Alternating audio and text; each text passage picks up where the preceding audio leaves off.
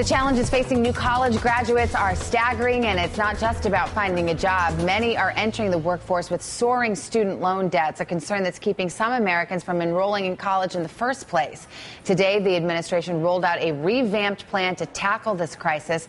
Melody Barnes is President Obama's domestic policy advisor and the director of the Domestic Policy Council at the White House. Melody, it's good to see you. Thanks for being here. It's great being with you, Savannah.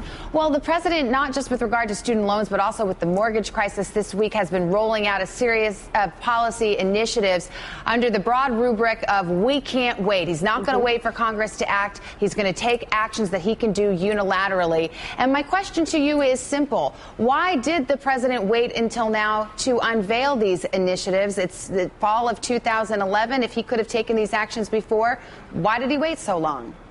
Well, Savannah, he's been building on initiatives that we already started, things that we've been working on since day one. You take the announcement he made today with regard to student loan debt. This is something that we've been focused on, the high cost of college. In fact, if you look at information that's recently been put out by the College Board, it says that even as college tuition and college costs have been going up, because of the things that we've been doing, the American Opportunity Tax Credit, expanding Pell Grants, we've been able to try and keep that relatively flat for students and for families. But we still know that there's a big problem out there, and that's why the president is saying we can't wait for anyone else who won't take action when we know people are hurting. I'm going to do what I can based on my authority to make things better for students and their families. Watching these Occupy Wall Street protests, you can't help but notice that a large number of the demonstrators are young people who can't find a job, who have tens of thousands of dollars in debt, in some cases from excellent institutions, and yet they're unemployed. Is this a direct response to that? Is the president trying to seize on some of the energy he sees among young people in hopes that those young voters might repay the favor at the ballot box next year? Savannah, this is a response to the thousands, the millions of students that we've been hearing from since day one. We've been encouraging people to go to school and to get a higher education, because we know that many of the jobs that are coming online over the next 5-10 years, or the next year or so, are jobs that require some kind of post-secondary credential.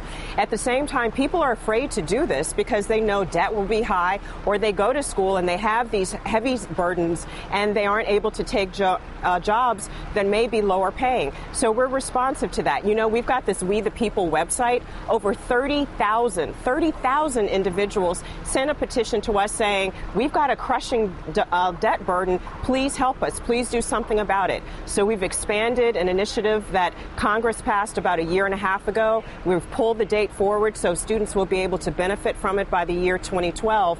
And we're also encouraging people who don't know about it, millions of students who don't know about it, people who are working now, to take advantage of those better terms that we had put in place in March of 2010. And Melody, what do you think with regard to the mortgage relief plan? I mean, I think the criticism was that it really affects so few of the homeowners who are really struggling. For example, you have to have an excellent record of paying your mortgage. And so people are saying, you know, you're not reaching the broad swath of Americans who are really struggling. What's your response to that criticism of the initiative the president rolled out this week? Well, first of all, consistent with the fact that the president is saying we can't wait, we're doing all we can with the authority we have.